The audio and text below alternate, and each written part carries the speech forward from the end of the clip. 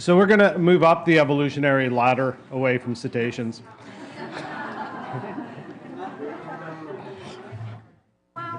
Down the IQ scale. So we're going to start with this eel, sea lions, and fur seals, and otters, or others, doesn't same thing. And we're going to start with a student here at UBC, Mariana Diaz Gomez, who's going to be talking about some of her work with fur seals. Thank you, Dave. Hello, everyone, and hello, everybody at the overflow room. So my name is Mariana. I am a master's student at the Marine Mammal Research Unit, and today I'll be talking to you about part of my thesis work here in the Marine Mammal Research Unit. And I decided to label my title The Middle Child of Nutrition because micronutrients sometimes are not always well locked. So what does it mean to be the middle child? You know, sometimes they do their own thing. You know, they get overlooked. Sometimes they get pushed to the side. They get ignored. And so this is what I feel that has happened to micronutrient digestibility in seals.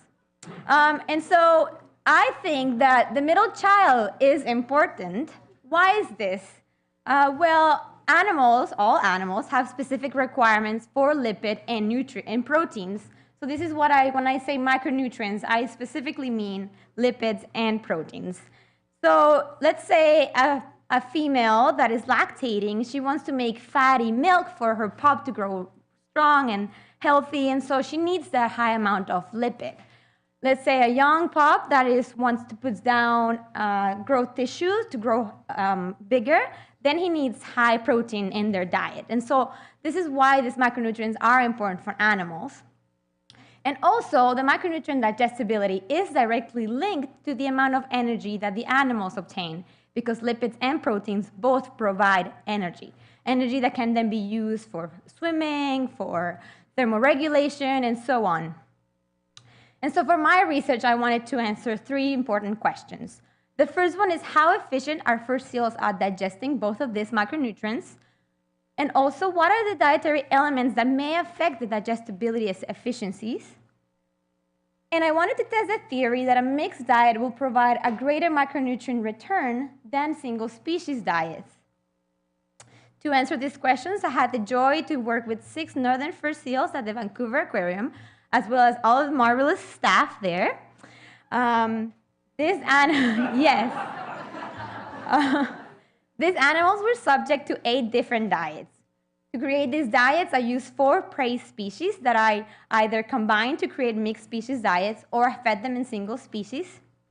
I also collected scats, because who doesn't love doing that?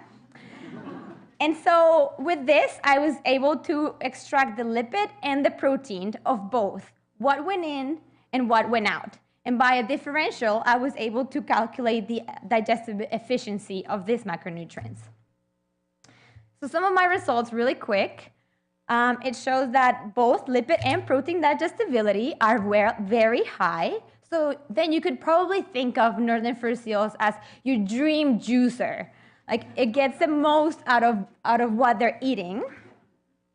However, dietary protein significantly affected the digestibility of both of these, but in different ways. Lipid digestibility decreased with increasing protein content, whereas protein digestibility increased with increasing protein in the diet. And I showed that the mixed diets do not provide a better macronutrient return than single species diets would. And so why should we care about the middle child, right? Well, the fur seals at the Pribilof Islands are currently suffering a population decline, as well as some other very important pinnipeds in the area. And it has been hypothesized that they are potentially nutritionally stressed. So what is nutritional stress? It means when there's a mismatch between what you consume and what you actually require to burn as fuel throughout the day.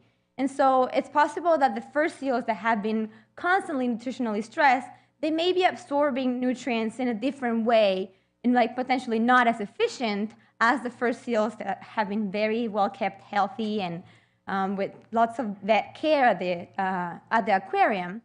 And so they could potentially be compromised in their nutritional budgets.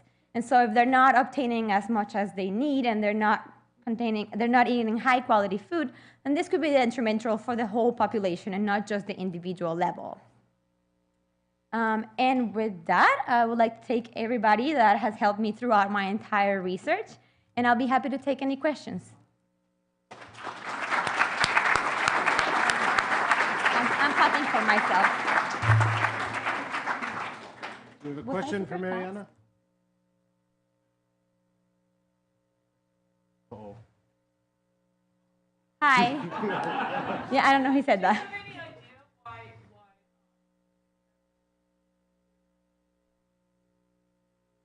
Oh, I might have said that wrong. I might have heard it wrong too. Oh, so I found that high protein content in the diet is impeding lipid digestibility.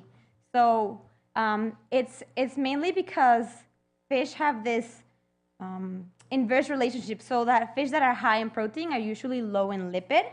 And so the higher the protein in the diet, then the lower the lipid digestibility. So it might be an effect of the relationship, just as because there's lower lipid to absorb, then it may be lower. But we found that it was statistically significant. So that's what I'm saying, that sometimes prey quality is more important, because prey quality, we think about it as in terms of fatty fish. And so fattier fish, you get the most out of it. There was a question higher up. No? Nope. Oh, there you go. Hi. Yes, I knew it.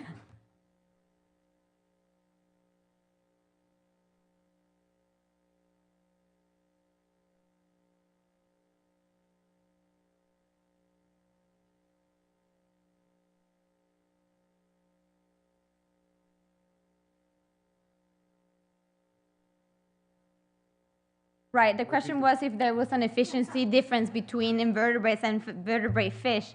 Well, I guess, yeah. No, I did not find a difference.